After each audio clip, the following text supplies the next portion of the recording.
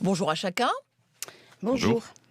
À mes côtés, Gabriel Blaise de Sud-Ouest, notre partenaire pour ce débat. Bonjour. Bonjour. Alors, Josy Pouetto, vous êtes arrivé derrière Jean-Yves Lalanne. 75 voix vous séparent. 31,78% pour l'un, 31,57% pour l'autre.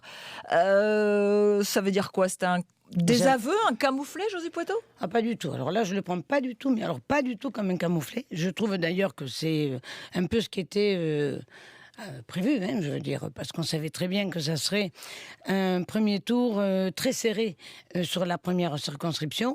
Moi, je suis d'abord très contente de mon score, hein, qui est à 31, qui dépasse les 31%.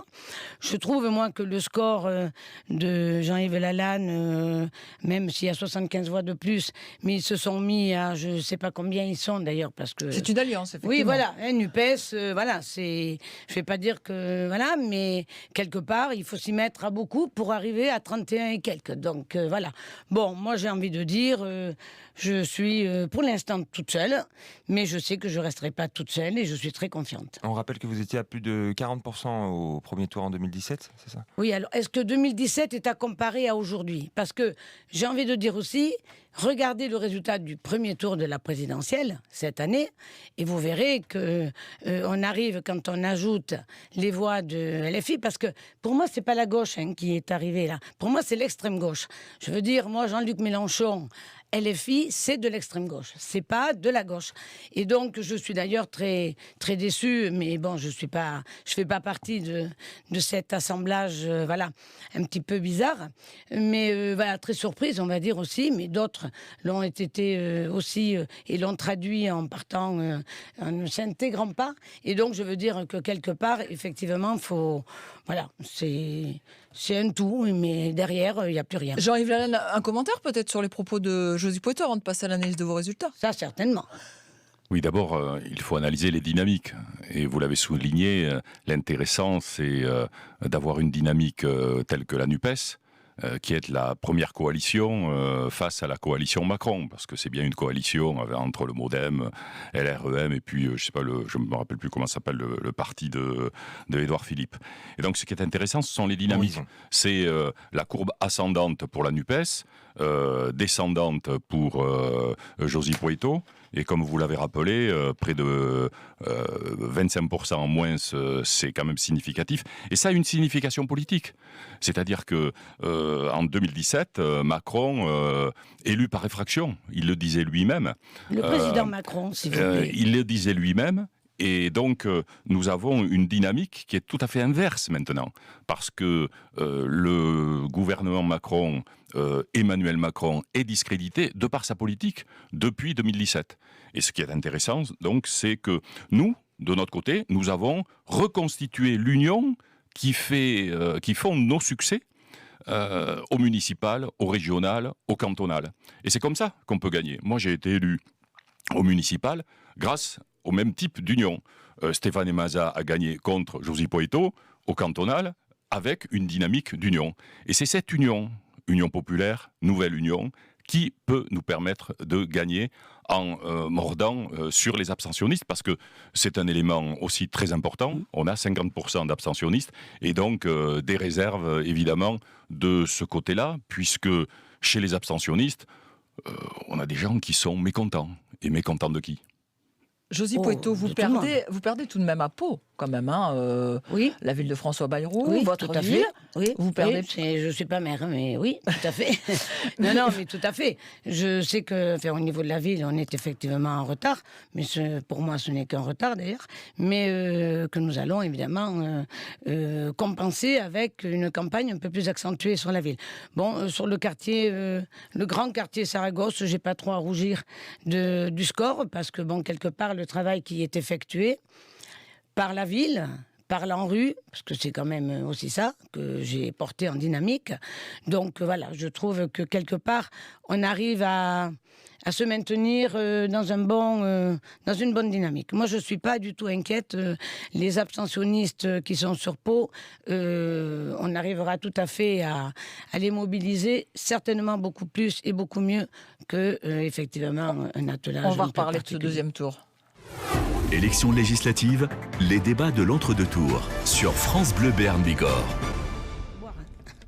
Nous sommes donc dans ce premier débat d'entre-deux tours avec les deux qualifiés pour le second tour dans la première circonscription des Pyrénées-Atlantiques, à savoir Josy Pouetto, la députée sortante MoDem, et Jean-Yves Lalanne, le maire de Billère pour la NUPES.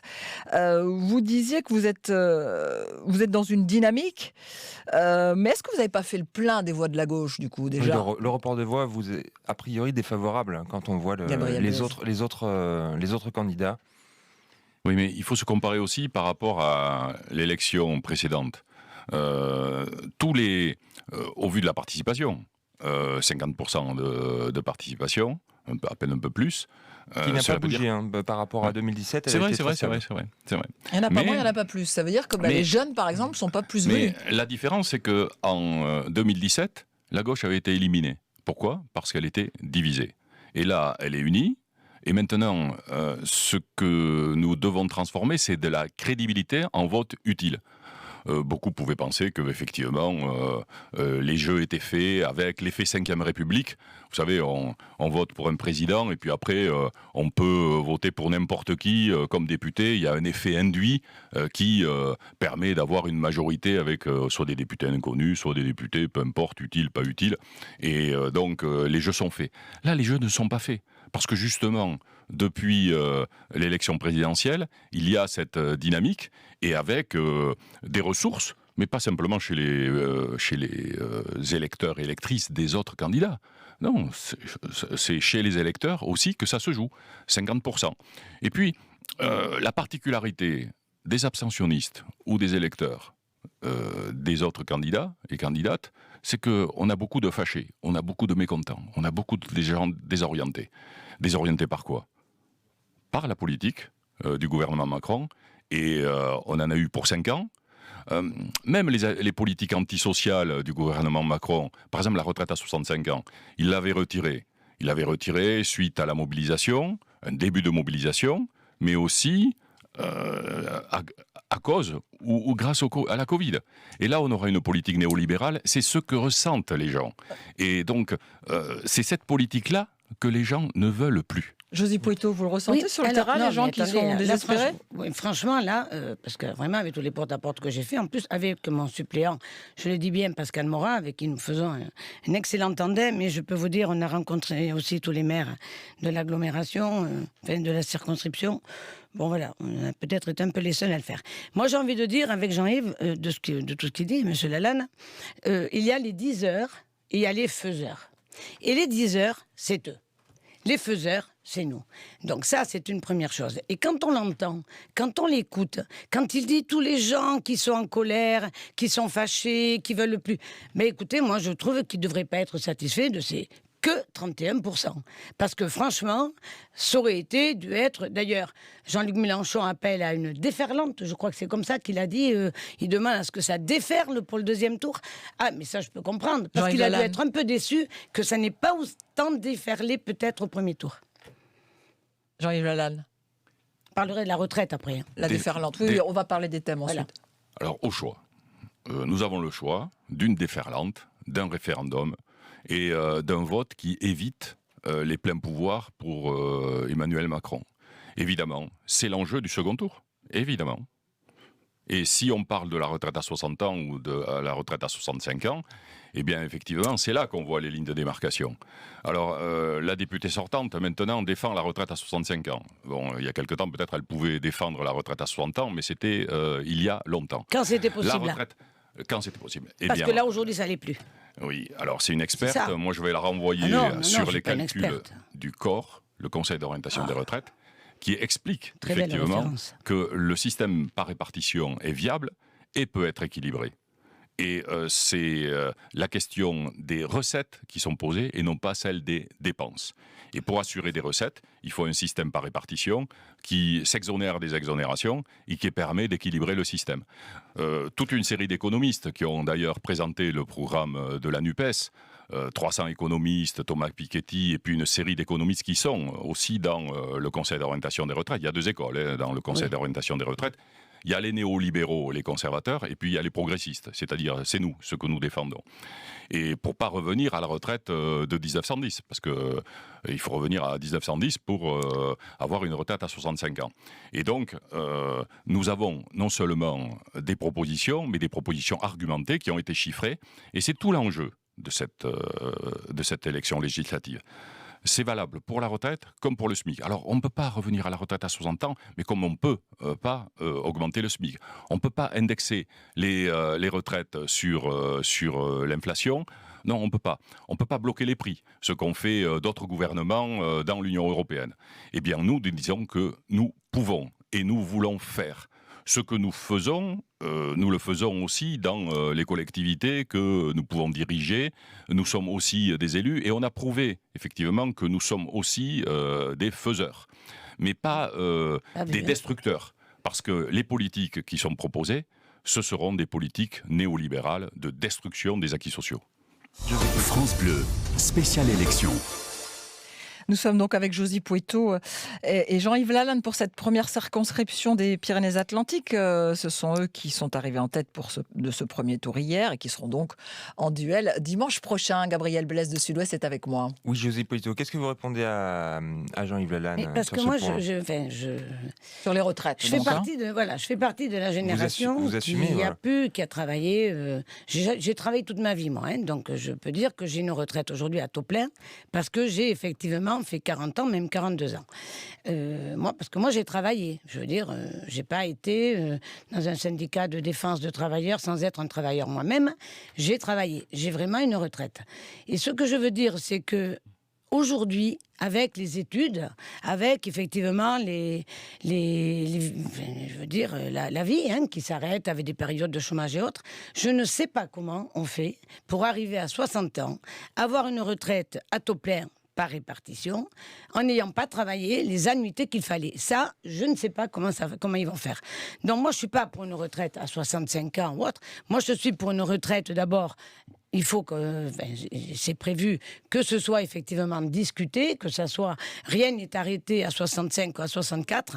Ce que je sais, moi, aujourd'hui, et je crois que c'est en politique responsable que je le sais, et je ne suis pas la seule, c'est à dire effectivement que la retraite à 60 ans, aujourd'hui, à taux plein, avec 40 annuités, c'est plus possible. Alors, cette question de la retraite, vous la ressentez quand vous discutez avec les électeurs, oui. Mais il y a aussi la question du pouvoir d'achat. Alors, donc là, j'ai regardé les programmes de l'un comme de l'autre, c'est une question absolument essentielle, mais vous n'avez pas forcément les mêmes solutions. Non, mais en même temps, j'ai envie de dire, on a déjà amorcé quand même différentes solutions, différentes choses. Moi, je suis très attachée à ce reste zéro là pour les reste à charge pour l'audition. Pour les yeux. C'est quelque chose qui a été fait par le gouvernement Macron. Et ça, moi je le revendique. C'est vous revendiquez le bilan. Le bilan d'Emmanuel Macron, vous le revendiquez justement. Je revendique le bilan d'Emmanuel Macron. J'ai accompagné ce bilan-là. Moi, je le revendique. Je revendique aussi un SNU qui a été proposé. Un service national universel. D'accord. Que j'ai travaillé avec Sarah El Haïry, que j'ai accompagné. Je le revendique parce que je le trouve bien plus équitable pour amorcer les choses par rapport à des propositions de conscription qui sont faites par effectivement NUPES, parce que effectivement aujourd'hui rien n'est possible de se mettre en piste et en place tout de suite. Donc s'il faut attendre 5 ans pour que les choses se passent, je vois pas trop l'intérêt, alors que nous on est prêts avec aussi ce genre de mesures. Il y a beaucoup de mesures dont nous pouvons être effectivement cher. Le quoi qu'il en coûte, je suis désolée, mais économiquement... Pendant la crise du Covid ? Dans la crise du Covid, honnêtement, discuter avec les commerçants qui sont en ville, vous allez voir qu'il y en a beaucoup qui vont vous dire, si on est toujours ouvert aujourd'hui, c'est bien parce qu'il y a eu aussi plan de relance, quoi qu'il en coûte, etc.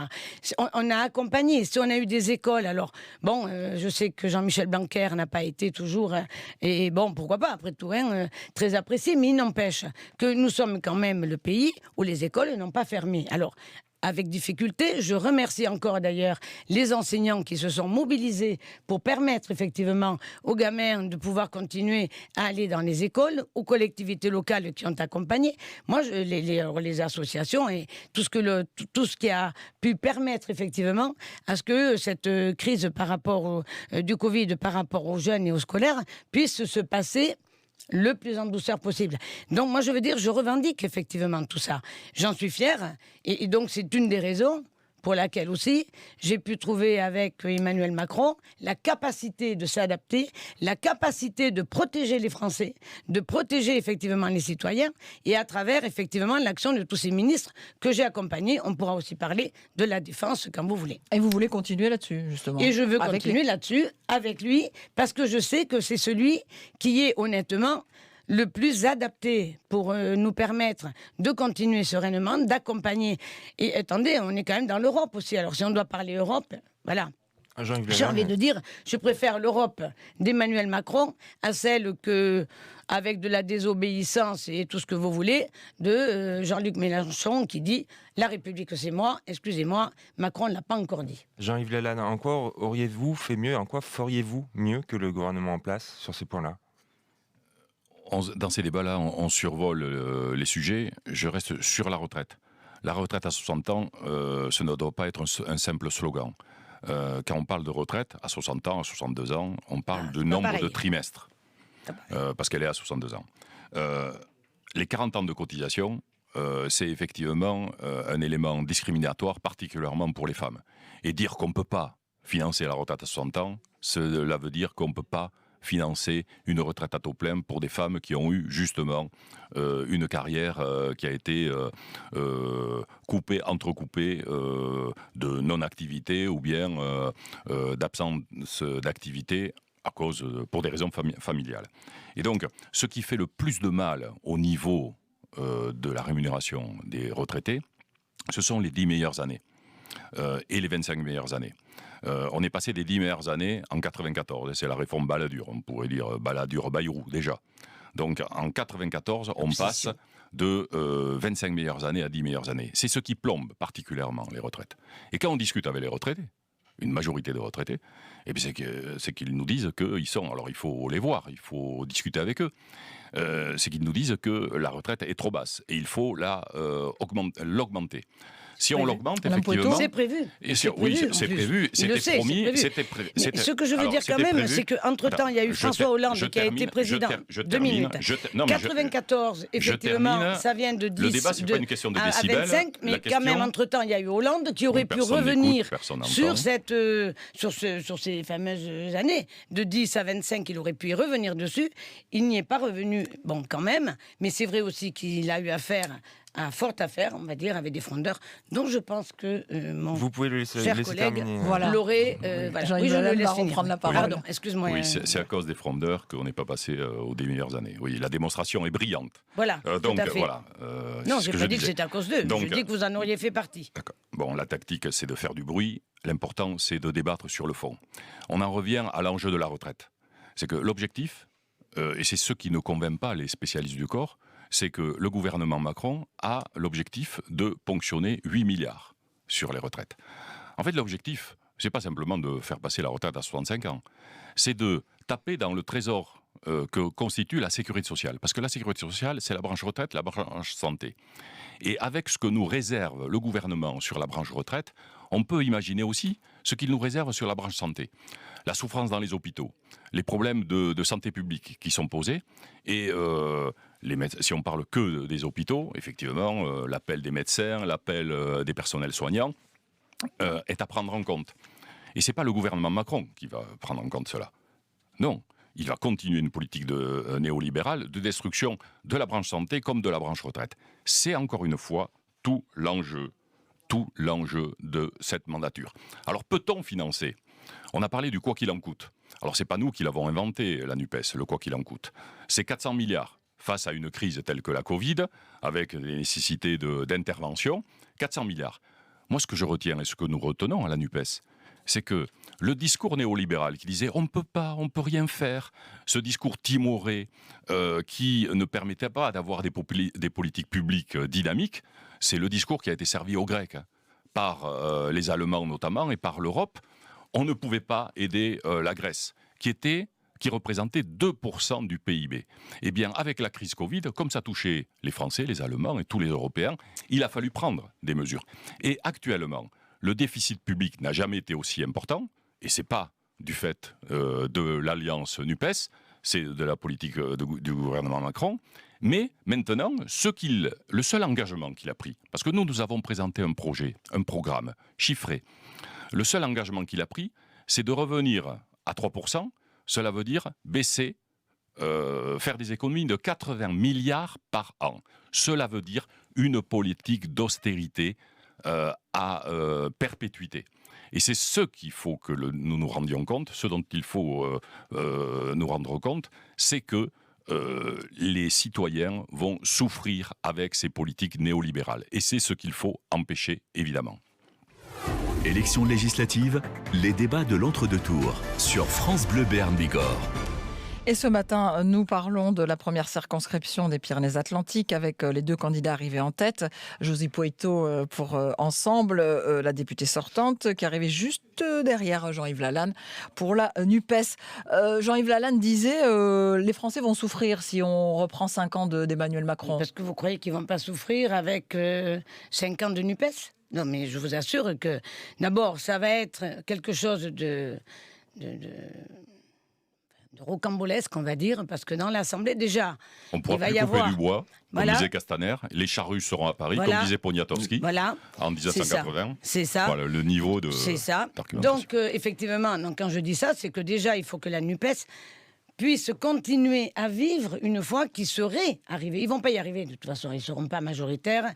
Et on va échapper, heureusement d'ailleurs, à Jean-Luc Mélenchon comme Premier ministre. Ils ne vont pas y arriver. Mais quand même, s'ils y arrivaient, et même s'ils n'y arrivent pas, vous allez avoir tous ceux qui ont signé, qui ont fait cette coalition, ils vont avoir envie de se retrouver un peu. Il y en a qui ne vont pas se retrouver dans tout ce qu'ils ont signé. Déjà, d'ailleurs, et je salue d'ailleurs Fabien Roussel sur le fait qu'il ait déjà annoncé, il compte bien continuer, se refaire le groupe PC, ce que je trouve normal. Ils ont leur identité, ils ne sont pas alignés derrière, j'ai pu le voir pendant ces 5 ans, derrière LFI en permanence, et ils ne se rejoignent que sur certains points.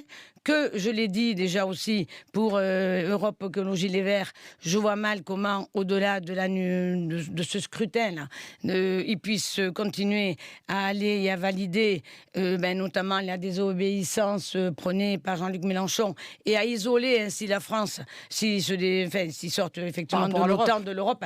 Donc voilà, donc je veux dire, ça, je ne parle même pas du Parti Socialiste qui, quelque part, il doit y avoir un peu à se rappeler de temps en temps.